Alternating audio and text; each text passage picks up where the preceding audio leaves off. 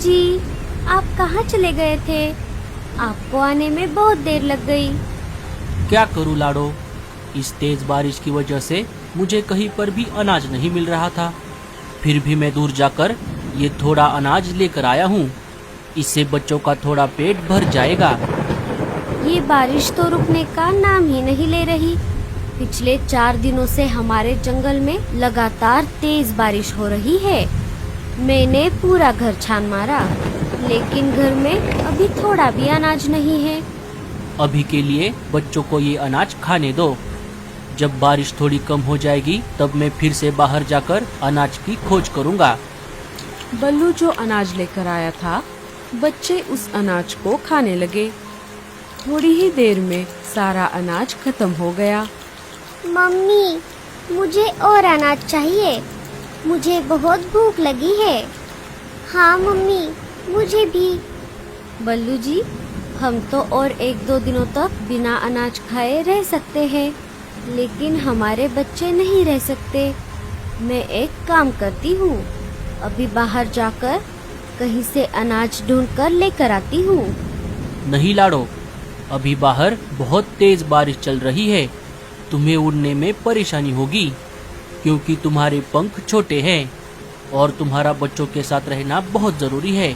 इसलिए मैं ही वापस जाता हूँ।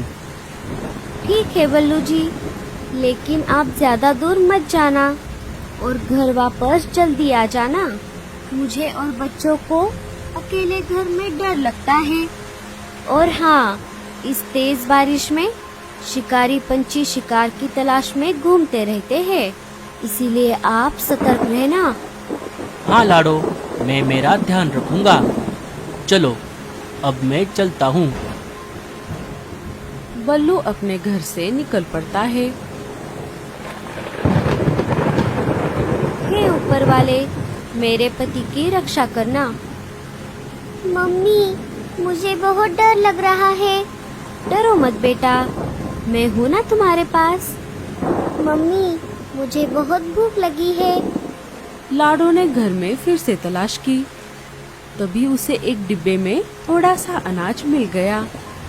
ये लो बच्चों, मुझे डिब्बे में थोड़ा अनाज मिला है। पापा के आने तक आप इसे खा लो। बच्चे अनाज खाने लगे। मम्मी, आप नहीं खाओगी? आप भी हमारे साथ थोड़ा खाओ ना। नहीं बेटा, आप खा लो। मैं पापा के वापस आने के बाद खा लूंगी। बारिश और तूफान इतना तेज था कि उसमें लाडो का घोंसला जोर जोर से हिल रहा था। लेकिन लाडो इस हालात में अपने बच्चों के पास रहने के अलावा और कुछ भी नहीं कर पाई। इस बारिश से बचने के लिए मैं शिकार की तलाश में लगातार 2 दिनों से आसमान के ऊपर उड़ रहा हूँ, लेकिन अभी तक मुझे एक भी शिकार नहीं दिखा। अब मैं बहुत बोर हो गया हूँ। मुझे बहुत जोरों की भूख लगी है।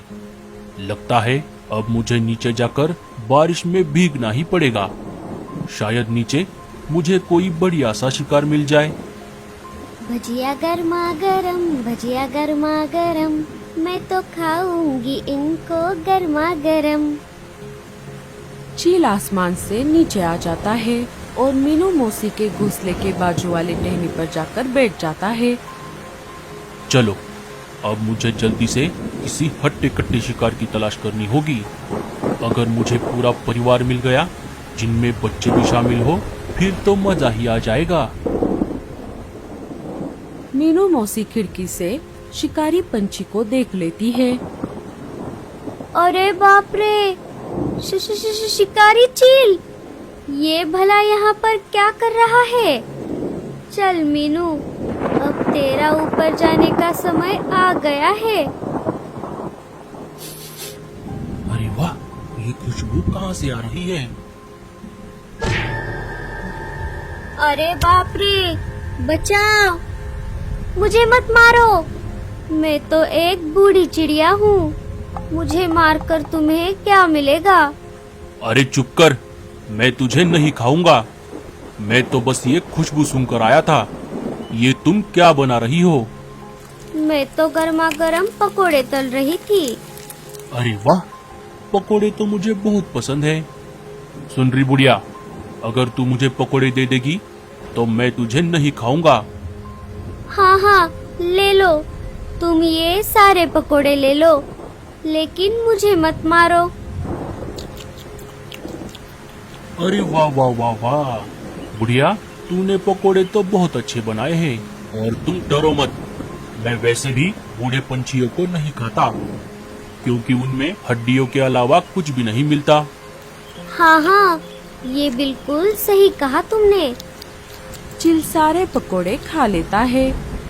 चल बुढ़िया, अब मुझे ये बता कि इस जंगल में मुझे हट्टा कट्टा शिकार कहाँ मिलेगा। एक पूरा परिवार भी चलेगा, जिनमें बच्चे भी शामिल हो। अरे चील भाई, मुझे भला शिकार के बारे में क्या पता होगा, मैं तो ज्यादातर घर में ही रहती हूँ। अगर तूने नहीं बताया तो मैं तुझे अभी खा जाऊंगा। अरे नहीं नहीं चील भाई, मैं तो मजाक कर रही थी। आप एक काम करो, यहाँ से सीधा आगे जाते ही आपको एक आम का पेड़ दिखेगा। वहाँ पर 2 घोंसले हैं, एक है कालू कौवे का और एक है रानो चिड़िया का। रानो अपने घोंसले में अकेली रहती है। आप उन दोनों घोंसलों में से किसी को भी खा सकते हो। छे, मैं कौवे का शिकार नहीं करता और उस अकेली चिड़िया को खाकर मेरा पेट नहीं भरेगा।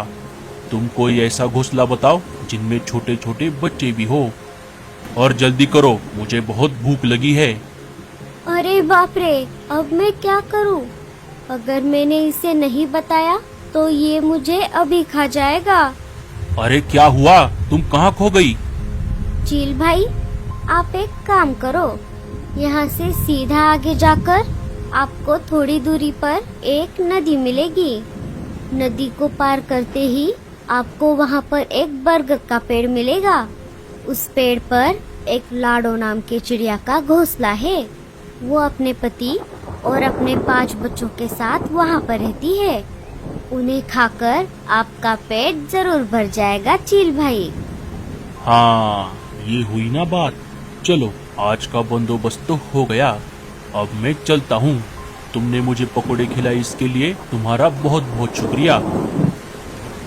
चील वहाँ से चला जाता है। अरे बाप रे, अब क्या होगा? मैंने तो उस चील को गलत पता दे दिया। लाडो का घोंसला तो दूसरी तरफ है। अगर वो वापस यहाँ पर आ गया तो वो मुझे नहीं छोड़ेगा। अब मुझे कैसे भी करके लाडो को ये बात बतानी होगी। मीनू मौसी वहाँ से लाडो के घर के तरफ निकल पड़ती है। इधर तेज तूफान और बारिश की वजह से लाडो का आधा घोंसला टूट जाता है और बारिश का पानी घोंसले के अंदर आने लगता है। अरे बाप रे, ये क्या हो गया? अब बारिश का पानी घोंसले के अंदर आ रहा है। अगर हम ऐसे ही भीगते रहे तो हम सब बीमार पड़ जाएंगे। मुझे बच्चों को लेकर घोंसले के बाहर जाना होगा। चलो बच्चों, हमें ये घोंसला छोड़ना होगा। लाडो और बच्चे घोंसले के बाहर आ जाते हैं। अरे मम्मी, वो देखो, लगता है ये घोंसला नीचे गिरने वाला है। बच्चे के ऐसा कहते ही घोंसला धड़ाम से नीचे गिर जाता है। अच्छा हुआ मम्मी, हम सब समय रहते बाहर आ गए, नहीं तो हम भी घोंसले के साथ साथ नीचे गिर जाते। मम्मी, अब हम इस तेज तूफान और बारिश में कहाँ जाएंगे?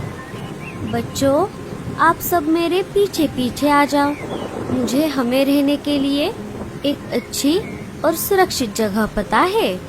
वो घोंसला एक पेड़ के तने में बना हुआ है। वहाँ पर शिकारी पंछी भी नहीं आ सकते। बच्चे और लाडो वहाँ से निकल पड़ते हैं।